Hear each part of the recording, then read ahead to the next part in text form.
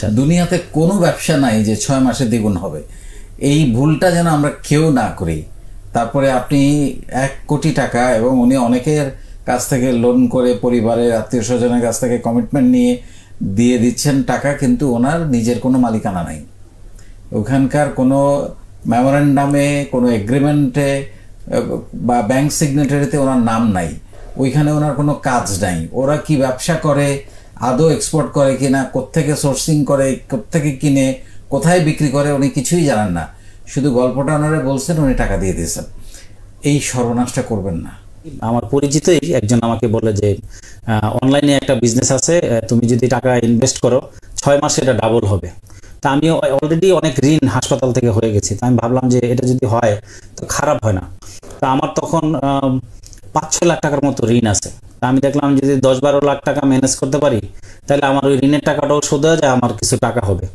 তো আমি স্যার আমার যে বিগত জীবন ছিল সেখানে আমি কারো ক্ষতি করেছি এরকম আমার মনে পড়ে না। পারলে আমি উপকারের চেষ্টা করেছি। ওই কোণ থেকে আমার একটা ভালো সাপোর্ট ছিল। আমি যার কাছেই বলছি যে আমি নতুন করে একটা কিছু করতে চাই, অনেকে ওই সময় আমার আত্মীয় স্বজন যারা আছে অনেক টাকা পয়সা দিছে। আমার কিছু ফ্রেন্ড সার্কেল ছিল, তাদের সাথে আমি বিজনেসটা যখন শেয়ার করি, তো আমরা সবাই মিলে প্রায় 1 কোটি টাকা প্লাস হবে আমরা সেখানে ইনভেস্ট করি অনলাইন কোম্পানিতে। তারা বলছে যে তারা এই কাঁকড়া, চিংড়ি এসব এক্সপোর্ট করে, এই জাতীয় ফার্ম, এখন তাদের টাকা দরকার। তো আমরা প্রথমে অল্প টাকাই দিছি, 10 লাখ টাকা।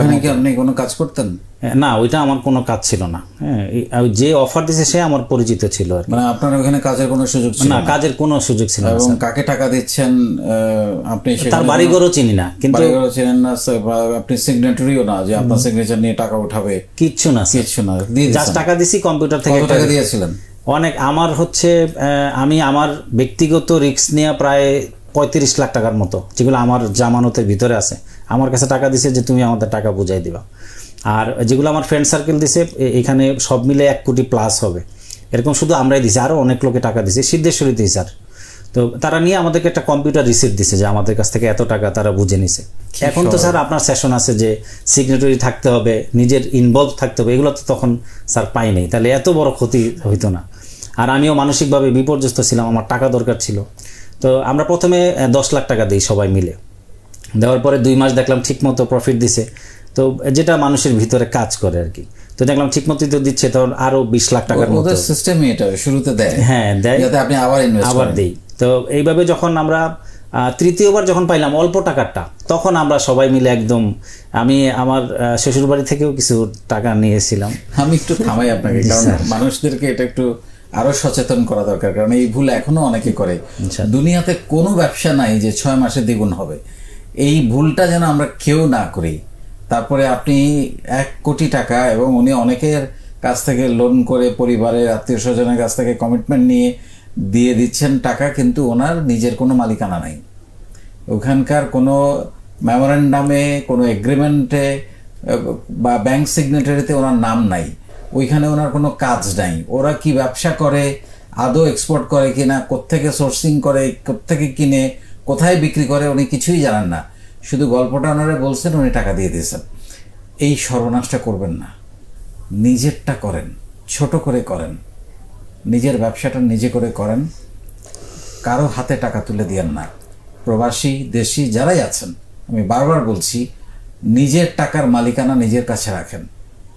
কারো হাতে টাকা তুলে দিবেন। আপনি টাকা দিবেন ব্যাংকে, কোম্পানির অ্যাকাউন্টে, যেই টাকা তুলতে হইলে আপনার সিগনেচার লাগবে, নাহলে উঠানো যাবে না।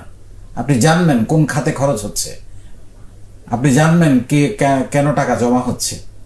তো এই ভুলটা যেন আমরা না করি। জি জি স্যার। তো যখন হিউজ অ্যামাউন্ট আমরা যেই সময় দিলাম, 1 মাস পরে আমাদের ফার্স্ট ইনস্টলমেন্ট প্রফিট দেওয়ার কথা, 15-16 দিন মনে হয় হয়েছে, তখনই শুনলাম যে এটার যে চেয়ারম্যান উনি নাই, ওনাকে পাওয়া যাচ্ছে না। হাই কোম্পানির চেয়ারম্যান। তো এমডি, এবং এরপরে অনেক ঘটনা ঘটেছে ই কমার্স কিছু কোম্পানিতে হয়েছে। জি পুরো জি। তারপরে এমডিও নাই। তারপরে আমরা যাদের কাছে টাকা দিছি তাদেরকেও পাওয়া যাচ্ছে না, একেবারেই ট্রেস আউট। এদিকে এই যেখানে আমরা টাকা পয়সা দিছি এখানে পুলিশ আসা যাওয়া করে। তো আমি নিজেও ভয়ে আর ওই অফিসে আসি নাই, একদম বাড়িতে যে রয়েছে, আমি দোতলায় থাকি একটা বাড়ির। তো অনেক পরিমাণ টাকা, তো যেটা আমার ফ্রেন্ড সার্কেল দিছে সেটা তো তাদের দায়িত্ব, কিন্তু আমি যাদেরকে দিব বলে আনছি তাদেরটা আমার উপরে আছে। তারা তো দিন রাত, ফোন তো বন্ধ করা যায় না, কারণ আমার এরকম গুডউইল ছিল না। বাড়িতে এসে অপমান অপদস্থ, চিল্লাচিল্লি। তখন আপনি যেটা বলেছেন, তখন আমি খুব হতাশ যে এত টাকা এটা আমি কিভাবে পরিশোধ করব। তখন মাঝে মধ্যে মনে হতো যে আমার মনে হয় আত্মহত্যা করা লাগবে, কারণ এটা রিকভারি করার আমার কোনো উপায় নেই। তো অলরেডি তখন আমার ফ্যামিলি আছে, তো আমার ওয়াইফের সাথেও আমি শেয়ার করছি। সে বলছে যে আল্লাহ ভরসা, কিছু তো একটা হবে। তো এই ছোট বিজনেস দিয়ে আর কি হবে।